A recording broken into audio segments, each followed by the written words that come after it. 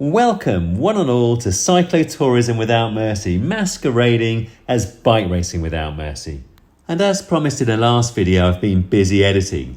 So here we've gone back in time with the first of a series of videos to share my little adventures and events over July and August. And you see here a taster of my time in Italy, iconic climbs and good times, building up to the famous Gran Fondo Maratona.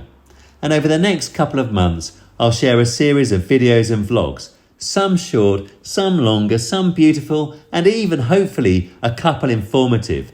Plus, I'll break out 2 longer, beautiful multi-camera edits, one for the Maratona and a second contrasting but no less spectacular homemade event that I've always wanted to complete. We also showcase all of the weathers, and naturally there's plenty of chaos and a few thrills and spills along the way. Oh, physics. That's physics. To the climbers, the vistas and the spoils. Look at that. A tiny taste of the Maratona here, but we're about to port across to Bormio for the inaugural vlog charting the first 3 days in Italy, before quickly moving on to a second video, a beautiful day, confronted by the relentless Mortirolo, 11 kilometres at 11%, and then falling in love with the mesmerising Gavia, queen of course to the Stelvio. Well, welcome to day 1 in Italy, in a build up to the Maratona, atop the Stelvio Pass. Now, first thing this morning, Top Cat, his partner Alison, Paul Hamblet and myself, we ascended from Bormio down there, all the way up here, and another 4 kilometres to the top of the Stelvio. Nice easy climb, just to let the legs kind of get into the groove after the flight and the travel. Now, I then decided to descend all the way back down and then come back up here to the Stelvio Pass just to open up the lungs a little bit more. I tried a bit of tempo, and in all honesty, it was a bit of a struggle. I had a couple of nice blocks at 220, but towards the final third of the climb, I was struggling to hold kind of 200 to 210. And I often find that that is the case immediately after any flight, no matter what the length, whether it's 2 hours, 3 hours or more. And also, staying at altitude, we're sleeping in Bormio, which is about 1,300 meters. That definitely just raises the heart rate a little bit. So I always think ahead of a big event, it's good to come out just that bit early, just to acclimatise and get the legs used to climbing on these bigger climbs at a bit of altitude. Anyway, time to go back down, carb up and have a little bit of fun.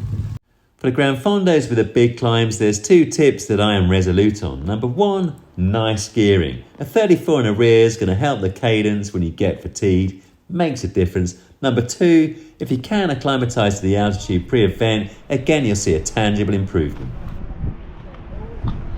So Tony, did you enjoy your intervals on the Cancano? Yes, it was an epic climb. Epic, it was indeed epic. I was tapping out an infernal tempo on perceived effort. I'll figure out what the power is at the bottom of the climb, but Tony, he was deploying shock and awe power, albeit blunt by his standards, up and down, backwards and forwards. It was a sight to behold as always, but you're feeling the altitude a bit, aren't you? Oh, yes, feeling down. Yeah.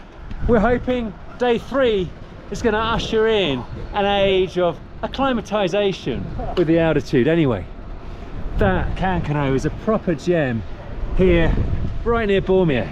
There's the video and the ethos. And atop Cancano, well, I present this. And Cancano delivers another sublime surprise. I mean, turquoise. Do you like turquoise? Yeah. Tony's colour coordinated. Check it out. There we go. Moody. Italian Swiss Alps, moody. I think my new glasses, I've got 2 different lenses. I think these are green, so I think they should be green. Are they showing up as green? I don't know. But hopefully I too have colour coordinated with the reservoir.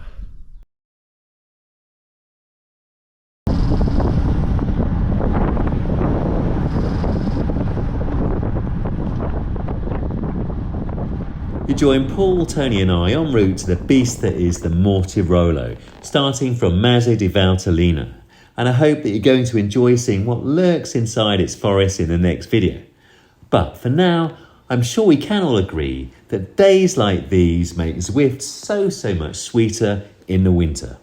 And please do check out the last video I posted showing the end of my season in the beautiful Exmoor National Park for a full gas weekend of climbing stunning, and I mean premium stunning hills. Please do check it out. It's a lovely little film that's going to make you want to go there.